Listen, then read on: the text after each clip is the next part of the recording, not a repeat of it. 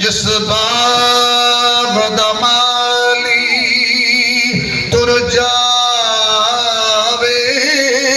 उस बाग च रहिंदी छां कोई नहीं। जद बाप किसे दा मर जावे फिर जिस्म च रहिंदी जां कोई नहीं। बाप दे हुंदे यारो सारे अपने बनते ने। जब बाप किसे दा टुर जावे फिर उसदी फड़दा मां कोई नहीं। अगला तूने रोग पुराने अज दे नहीं। और जावन जद बाप ते मुड़ के लभदे नहीं, मुड़ के लभदे